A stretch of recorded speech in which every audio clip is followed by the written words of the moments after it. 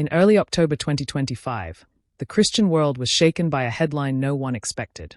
Franklin Graham, the son of legendary evangelist Billy Graham, officially pulled out of the Evangelical Council for Financial Accountability, the very organization his father helped create nearly half a century ago. For decades, that relationship symbolized trust and credibility in the world of faith-based nonprofits. But now, Franklin Graham, one of the most recognized figures in global evangelicalism, had made the shocking decision to walk away. Many wondered why. Why would he separate from something that was such a vital part of his father's legacy? Why now? And what does it mean for his ministries, Samaritan's Purse and the Billy Graham Evangelistic Association? To understand this story, you have to go back to 1979. That year, Billy Graham and a group of other Christian leaders established the Evangelical Council for Financial Accountability, or ECFA. Their goal was to restore trust in Christian ministries at a time when several scandals had rocked the church world. The ECFA seal became a mark of credibility, proof that a ministry was handling donations responsibly and operating with transparency. The Billy Graham Evangelistic Association, known as BGEA, was one of ECFA's charter members. A few years later, Samaritan's Purse, the humanitarian organization Franklin leads, also joined. For nearly 5 decades, both ministries carried ECFA's seal as a badge of integrity. In many ways, the ECFA's foundation was built on the moral example of Billy Graham himself. But in 2025, something changed. It started quietly, with a policy update that seemed small at first but would spark a deep disagreement. In early 2024, ECFA introduced a new rule called the Leader Care Standard. It required all accredited ministries to create a formal care plan for their top executives. That meant things like regular spiritual check-ins, accountability partners, counseling, and even structured rest periods. The idea was to prevent burnout and moral failure by encouraging ministries to care for their leaders' well-being. To many, it sounded like a good thing, a compassionate way to support pastors and executives. But to Franklin Graham, it sounded like overreach. By mid-2025, Franklin and his boards at BGEA and Samaritan's Purse began reviewing the policy. And they didn't like what they saw. To them, ECFA was no longer sticking to its original mission of financial accountability. Instead, it was moving into a new territory, policing the personal and spiritual lives of ministry leaders. On July 2, 2025, Franklin Graham sent a letter to ECFA's president, Michael Martin. In that letter, he wrote that the new rule puts ECFA into the role of being the moral police of the evangelical world. He said that ECFA was venturing into issues far beyond its expertise, trying to enforce spiritual behavior rather than financial integrity. For Franklin, that was unacceptable. He believed the ECFA had crossed a line, trying to formalize something that should remain between a leader, their board, and God. In his view, the ECFA was supposed to make sure the books were clean, not check in on someone's prayer life or counseling habits. In that same letter, Franklin made an even deeper point. He argued that the real problem behind ministry scandals wasn't the lack of leader care plans. It was dishonesty. He wrote that dishonesty and moral collapse were ultimately sin problems, and that only God can fix that, not ECFA. That statement captured everything about his reasoning. To Franklin, no policy could prevent sin. Accountability systems can help, but true integrity comes from within, not from bureaucratic oversight. And so, in the fall of 2025, Franklin made his move. Both the Billy Graham Evangelistic Association and Samaritan's Purse voluntarily resigned their ECFA memberships. When ECFA published its October member update, the two organizations were gone. The news broke quickly, and it stunned the Christian world.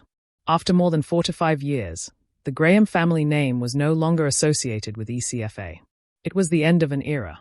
For many observers, the move was more than administrative. It was symbolic. Franklin's father had been one of ECFA's founders, one of the reasons it even existed. ECFA President Michael Martin later described Billy Graham as one of the primary catalysts for the organization's creation. So when Franklin walked away, it felt like history repeating itself in reverse. The very family that had helped birth ECFA was now publicly breaking ties with it. The reaction was immediate. Some within the evangelical community supported Franklin's decision, saying ECFA had drifted from its original purpose.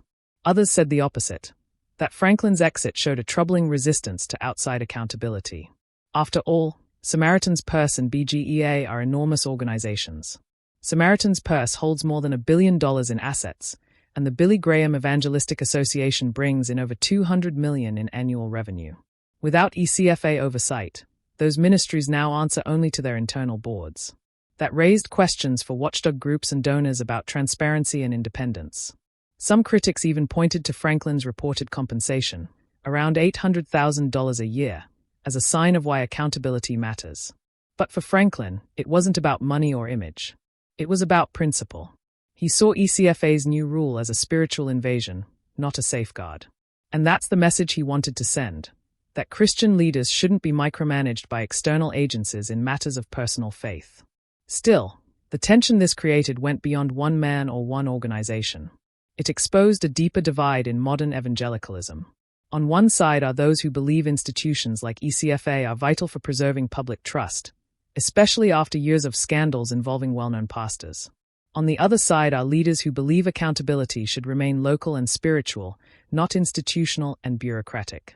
In that clash of ideals, Franklin Graham chose his side.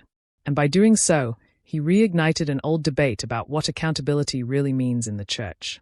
To his supporters, his decision represents a stand for independence and conviction, the belief that ministry leaders should be guided by scripture and personal integrity, not external rulebooks. To his critics, it represents a dangerous rejection of transparency, especially from someone leading two of the world's largest Christian organizations. Either way, his choice marked a turning point. It wasn't just a resignation letter, it was a statement. A statement that said, in effect, we will hold ourselves accountable to God alone. And in that one move, Franklin Graham not only ended his ministry's decades-long relationship with ECFA but also set off a conversation that is still reverberating through the evangelical world today. When the news broke that Franklin Graham had withdrawn his ministries from the Evangelical Council for Financial Accountability, reactions came fast, and they were divided. Some called it a bold stand for biblical independence.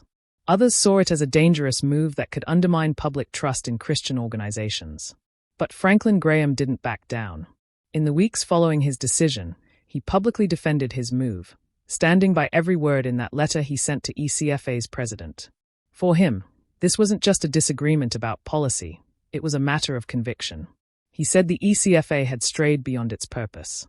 In his words, its new standard was trying to fix what only God can fix, the human heart.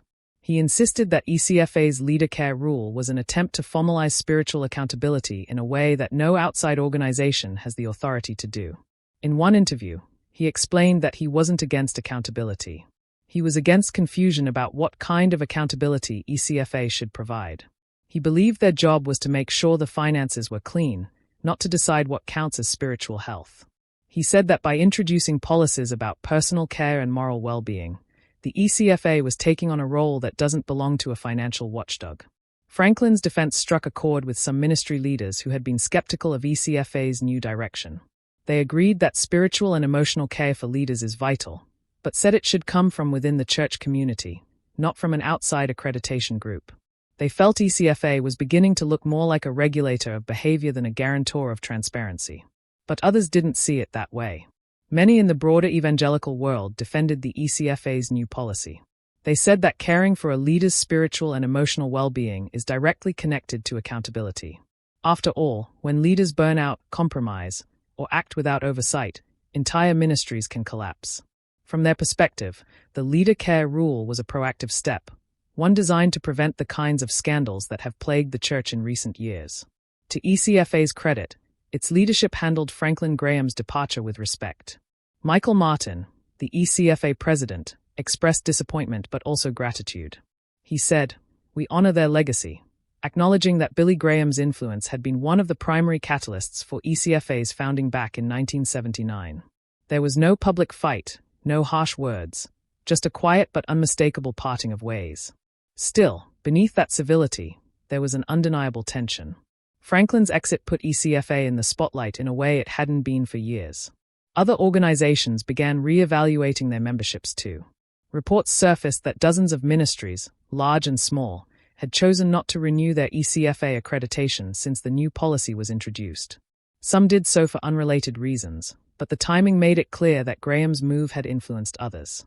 Meanwhile, critics of Franklin Graham used the moment to revisit old concerns.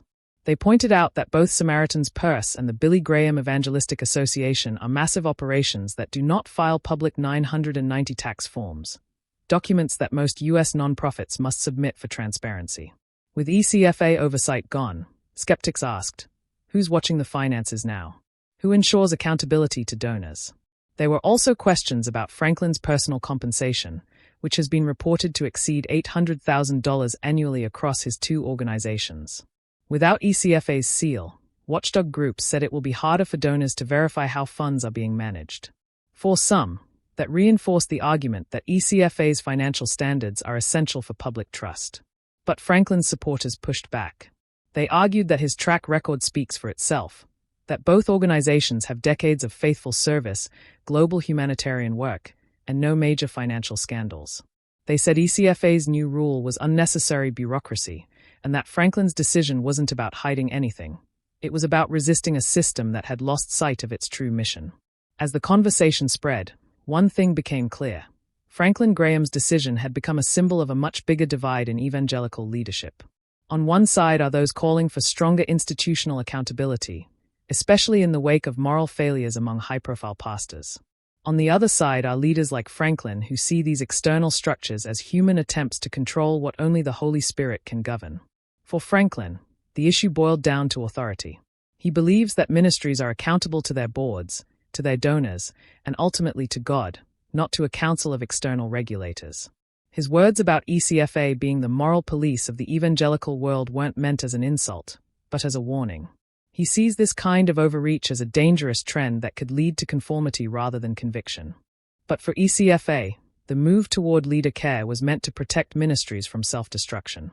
The organization pointed to a long line of recent scandals, from financial fraud to moral failure, as evidence that oversight must go beyond spreadsheets. They believe that when a leader's personal life collapses, the ministry's integrity collapses with it. Their goal, they said, was not to police morality but to strengthen leaders before crises happen. That's what makes this story so complex. Both sides believe they are protecting the integrity of the gospel. Both claim to stand for accountability, just defined in very different ways. One side sees accountability as structure and external review. The other sees it as conviction and inner discipline. And so, the story of Franklin Graham's departure from ECFA became more than a dispute about policy. It became a mirror reflecting the state of modern evangelicalism, a movement wrestling with how to balance faith, freedom, and responsibility. In the months following the exit, both Samaritan's Purse and BGEA continued operating as usual. Their massive global projects didn't slow down. Their donor bases remained strong. For Franklin, the decision didn't appear to cost him support. If anything, it solidified his reputation as someone unafraid to challenge institutions, even those tied to his own family legacy. Still, the conversation he ignited continues. Should Christian leaders welcome outside oversight, or does that risk replacing faith with regulation? Should watchdogs have a say in spiritual matters, or should they stay strictly in the financial lane? There are no easy answers, only convictions. What's clear is that this moment marked the end of an era. For the first time since ECFA's founding, the Graham name is no longer part of its story. The father helped build it, the son walked away from it. But both, in their own ways, were driven by the same goal: integrity before God. Whether you see Franklin's move as courageous or concerning, one thing is certain: it forced the evangelical world to look inward.